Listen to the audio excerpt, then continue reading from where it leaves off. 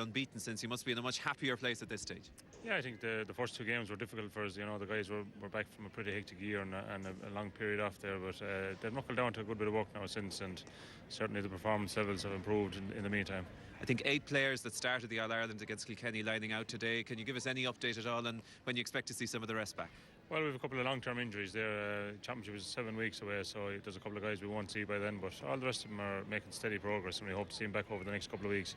Tell us, in terms of the Cork game, that is obviously the first game of the championship for you, the remaining 2 league games. I mean, mathematically, I suppose you're not out of the league final placings either at this stage, but are you kind of saying that it's this out in a fortnight's time ultimately is the end of your preparation for that Cork game? Well, what we're looking for and have been looking for in the league are good performances from our team, preparation for the championship, and today is another step in that direction. Obviously, if we win today and we beat Wexford, well, then we have a chance to qualify, and depending on the way some of the other results go, but for today we're looking for good performance out of the lads, and we expect to get it. You don't have maybe...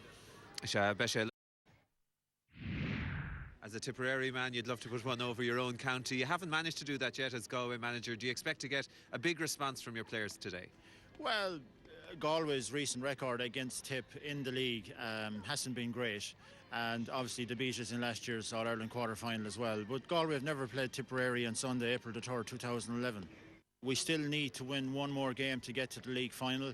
I haven't checked the record books. I'm not sure if Galway have ever managed that before, reaching consecutive league finals.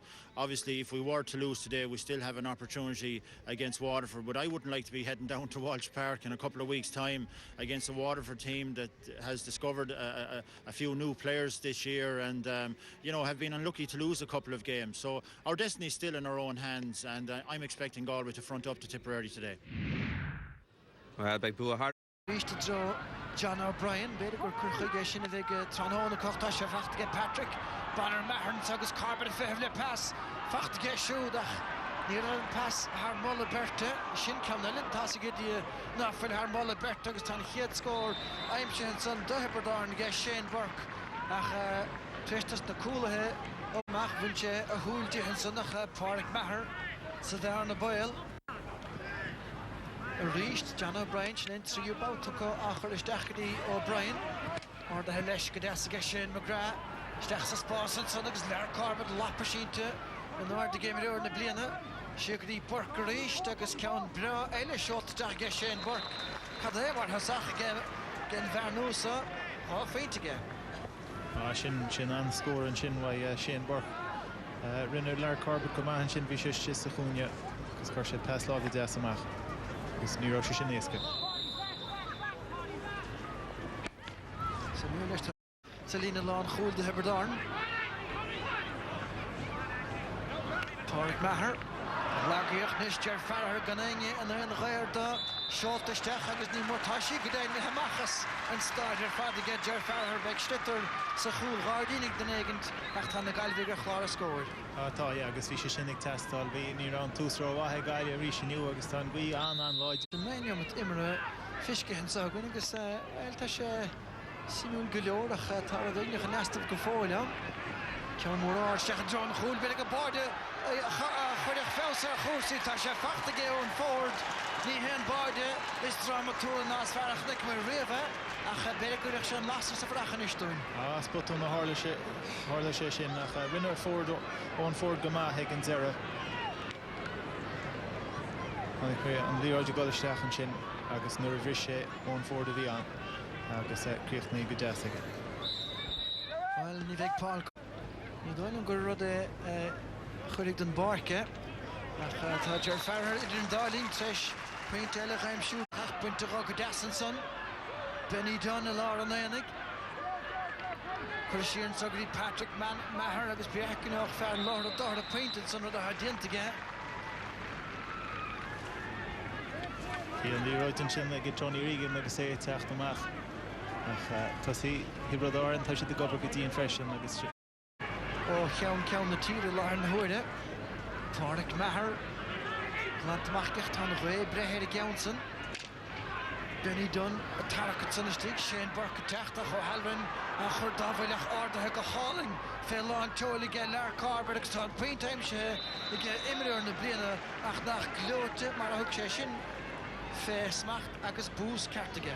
Sin mar go sin an é chuir físmacht agus é gríocht sin ruidir an pointe sin agus é tócha go deas aige.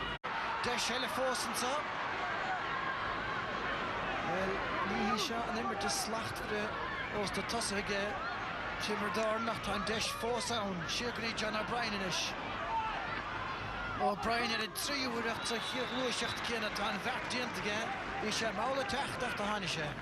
Anna fís Agus luas na himar nis a géirú beagán Stacharí Patrick Maher nis fear bratige clíhánach leis Shane Burkinsa fósan dóibh siarn sa ríist agus deisiad ar scóir agus tá scóir san aimsethe agus aimsethe go desan san i gceith Páburg de Hebrideoireann. sin an scóir ríis agus an físa cóimart agus cóhiiscin idir Shane Burke agus Páburg agus sean téasca gin deire mar bhí an spás aige tá Éascan san ar an gúlaí agus John a fuair gáthart a bríon teachtain se caide agus ar Chiarán Donovan hagléite ag an moltóir.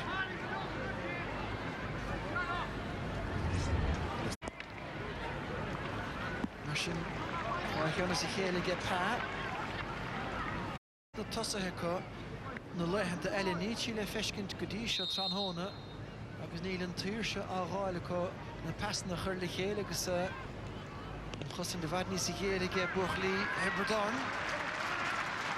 Fuair Andy Smith an carta ba is a tarach ar an stitar san air a bhí sé agus bhfuil sean a cholaige John O'Brien nadathe go hálaigh sa líanaige O'Brien an san buite a rís san air go maithaige. Hánig sé maith scóir sin Ciarán O'Donovan agus bhíon O'Brien go maithain sin bheithir agus críochna san angach aige. Sin anna chúlar fad. Sulla sa lé i gceartan idir na fórne. Danlin a tarach san air. Úte dí breinstetar san air nó úte dí a chur leis san air. Sin is féidir smó atá gaiile im líana nach chuir si den an stitar bháil san air. Agus ceann ar a fós feachtaige Benny Dunn. Buinte anna bhráige Dunn an son. Agus scóir fáitón immert ag an séisiir tasaí in ise Tibradaoireann. Agus gan caite ach fithe dóna. Is Jar Farragher cheartach sé seo túrin de stig i rimmen na ceanóige. Dhéanann sé teangáil cheartach tá an rahí bratige Donald Barry. Sár fasan son aige Jar Farragher. Is Barry gmeachtasteach. Andy Smith is becheach meach scórin sa agus tága dain. Anna fogstasan son aige Farragher. Well, is as an Caisleán Gar an bhirteach go Jar Farragher. David Young, Farragher mi bhara. Sus Joe Burke agus tá farsa go mas an air a bhchail sin gháiche an gafaige agus tá na cosa tu go leisige. Siagarí lear Corbett, Coimert annach wacht ver fad anna féinte ach tá Burke. Mar a bhí agad rimime se ghlaithe tá sé go mas an air agus tá Halloran i Dubloid an son. Tá Geirdre Halloran i Dubloid agus tíomhlín ó gaiile bheith Cúcií de féintí an na láthir na huair agus chuideach sé seo faras bar deasan is. Dus na Tipperary chuig neamh na maisin le dul go nó déine le dul go le hama agus tá an taction dianta ge Burke. A déanach sé breistí a bhála achas úntachan a dhiiscint thnáis ar a chosa. Agus ó ní na chuig féidir seaca, tá sí seoltaisteach agus seoltaisteach go críige. Puintelige Tránthóna, leis David Burke an módíirech. Seoltas suas cén san nach gan éonn de ar le taine na sanistí go fáilbeag. Fachtan sáige Owen Ford fear a chúil os a chiún siar aige Ford agus peinte anna Yasser fada fadan san aige Ford. Sin anna críochan sin ag Owen Ford i dimar go máile déad a fáirín agus fuair hina cethir a láil fáric agus túsmach chur éis an glyfan seo hina héan fáite go dtí seo. Tá hógant. Ina géar go leor agus tá sí chuthir fórílige Páburg. Muna cearnó gine sé Paul Corn. So Garnisteach go Hurling get Farragher a Richardson san Owen Ford a Taraka.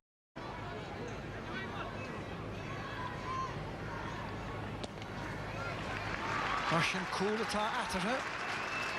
Agus sin na teanna le lehaman tóiste ach Burke déanta go maith geisiúd go dtí Colnán inis.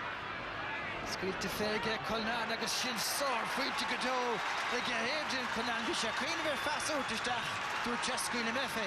Well, bhfuil sé anhhain sin Adrian Colnan bhí sé muil orna parca cigará an gaí leis an scór fáilte agus leamig teachtanis. Se agus sin má gceap Paul Curran. Well, in tá darg le Curran an son ná beidir chamóhat sonar. John O'Keefe bought the run le farchlúnalta gan Rossmór.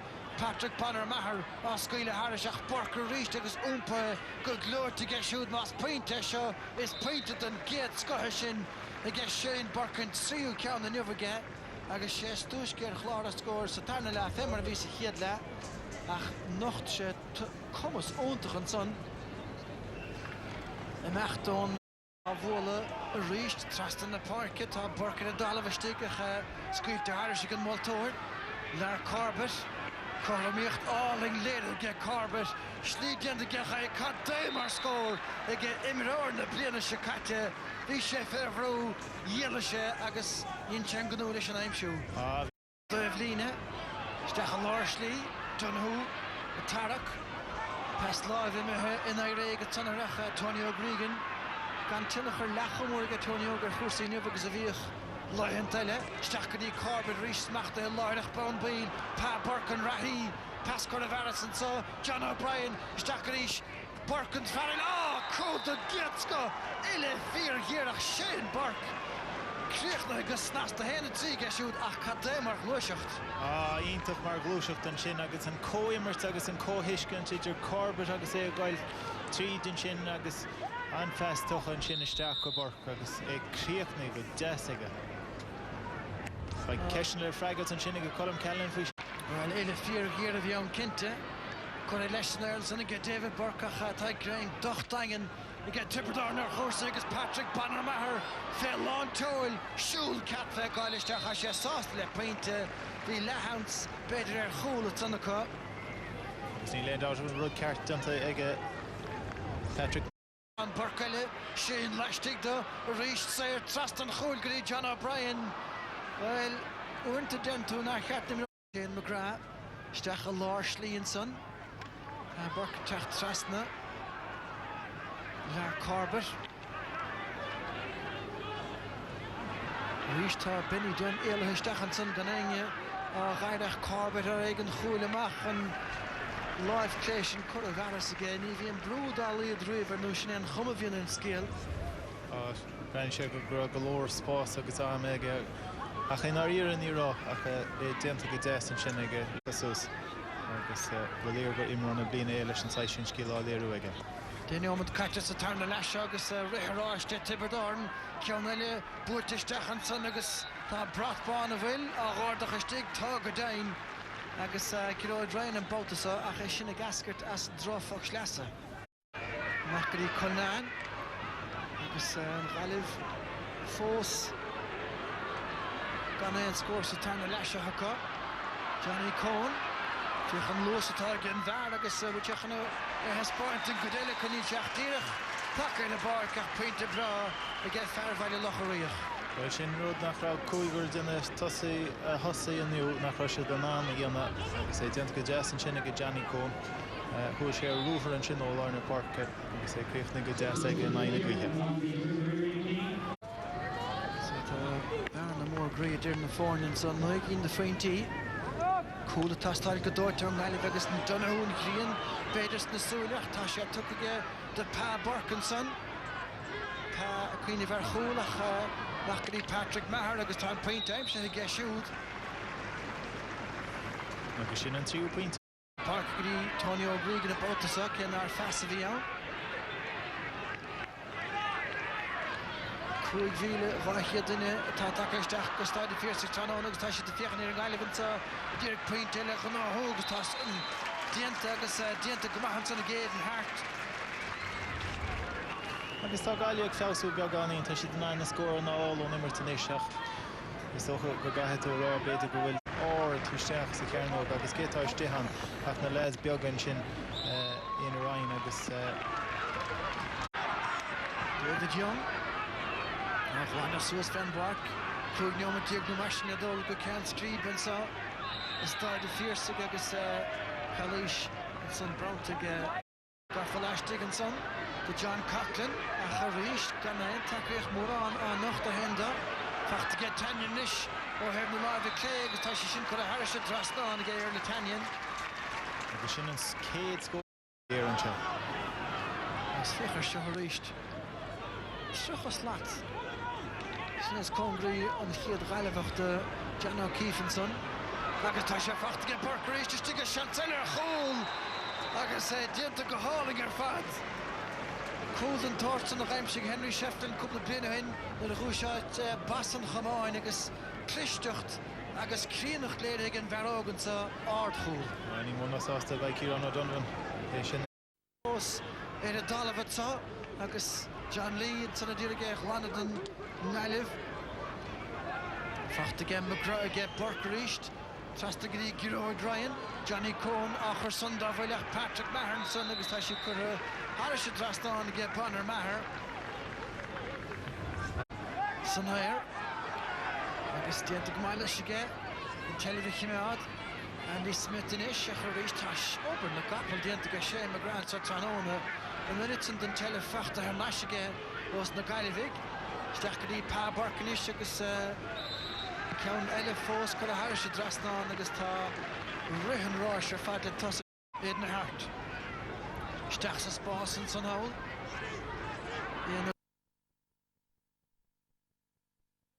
Fachta get forward. Print time sin sanna geann forward ach mar dúir tanna pointí fánacha atá gestin sa hanis agus rinne ón forward go maithin sin cruú sé an sin slitar dús agus é críoch na leise chun ná na géirí an áard agus tá sí fachta ge Corbett istigh is tá Bertnó Tsúra Lárslí chun ná agus Ciarán O'Donovan dírig an fód a hasad an Ngalibh Shane Burkinson ile fíor geirige Burkach tá fersa agus tinne ar chreic an Tranónaige. Tá tinne ar crecinn sin dó cethar fáid ag aniu ar fad ón immert ach é cruthaí a rís ag go leir Corbett a thug an past díreach ar eis agus. Went to play his tuaisce sa trá is sa múla sin cé neamh an despáanta socha Brian O'Mara inis John Lee teach trasna Dír a geisiú a chur dá bhaile nua ar a riad a chimead búirte leis a dóibh líne chur a trasta Gé O'Mara Patrick Banner Marach fág fúm sa sin ar sa Shane Burke annach chuid cais céimena tá níróid sa líon tá ceart go leor agus a seasaigh an cúl Dine machcan ag trí ceir a bainis aige ach caiimid cais céim na chóirh an tastáilm. Ní dóilm grán réiteoirí cóirh na cais céim líon sin heb grá neomracha cais céim an sin ní léon dáil faoihí seaachín tócha ar a laid aige. Well is sláda seo inis a láthir na huairde. An seo rís ag fechan tar gaile. So puck Sir Tokenson agus tá sí sin leis chur a Harish Drasna ag an Unadíon san Sean Carey. Agus go imir tidir agus leir Corbett an na himúil agus tású lágan go bhecha mid éis sa críomh. Tá buile fachta go Michael Cahalan san stáilm. It an dáling Andy Smith agus tá sí sin dír a chláistigh den ggóilinn san. Is beagach na cumar de san in a bhacha beag. Agus Darren Gleeson treis na tubair go chur ar an núntaí le puck mór gríomh fada. Fachta istigh san ge Brian O'Mara agus búirte Gé O'Mara isteach Harish Drasna well hananta sa cimad listan an lína treis scóráil. Tá sí ge ar deirde hir. Nachan sa chofad le Niall Donoghue. Cosíocht asléir aige sin. Ríist Bert Hibberdach, tosaí a bhain sa chórach, Michael Cahill a ríist. Macadí Pádraig Maher. Idir Colnán a tarachach fich ar sin de skill ige Shane Burke. Agus an léagus chomach céad a seansa ge ferrána hena míle ar chúla gáilta hénig. Geo sé tarna seansa uachail gan ingin a ghaird agus tá bháilúnta ge Callanan. Anna ha bháil ge Colin Callanan ach a ríist.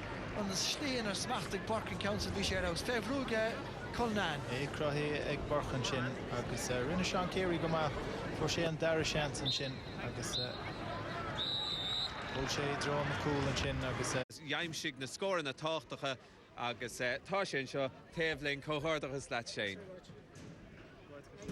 Congratulations, just your second league start here this afternoon, and what a way to do it. Yeah, exactly. I suppose I got my first start last week and got taken off at half time, so it's nice to get off to a good start today and play well. It's a dream though, isn't it? 3-4, that's some performance. It is, yeah. I'm only on the panel just over a month, so it's great. I was delighted to get to start again today, especially after not playing well last week, so just great for the lads to give me the start again today. Now, you've looked at it from the outside, you've been involved with the team. Was this the best league performance from Tip this year? Oh, it's undoubtedly. I think the work rate there today was absolutely massive, and we said coming up here today there's probably an unlikely chance that we'll make the league final, but sure, we needed a big performance. I think we gave it there today. Now, it's interesting. We'll talk maybe later on about the permutations, but you're very much back in the contest now. Getting to a league final, as unlikely as that might have seemed before today, how important would it be for the development of the team? I think it would be important. Like, we kind of came back late. It was after the All-Ireland, the boys were on holidays and that, so we kind of started late, so maybe we're a bit behind the other teams there to start. I think training's been going very well and we're getting up there now, and it would be very important, I think, to make the league final. Okay, now you're playing at home to Wexford, isn't it, in the last day in a fortnight's time? That means that if Galway slip up in Waterford, or if Dublin slip up in Cork, you guys could be through to the final, so it makes it interesting. Exactly. It makes it interesting for the last day. All right, okay. Well, cóthardachas, well done, agus gur magadh sláirling an saoir GA beag tránón inniuh.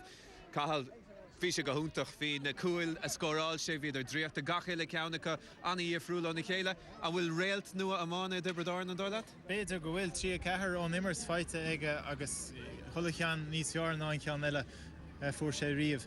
Agus bhí Tipperary bhí sé den uachtar fud na porca. Ní bheith an gaiilehcha enam nó a dimmer go maith inniu ná fiú íireacht curtha isteach ach go biniu, agus ní bheith ránóirí na gaiileh ná banistú na gaiileh John McIntyre sásta lei sin. Ní bheith go réachar. Cailceil gur magadh sa chahalas felling so tránón inniuh is táid a fíor sinna goibh an scóir dearnach mar sin agus 8 gúlín déag de Araspóir ag Tipperary ar an gaiileh.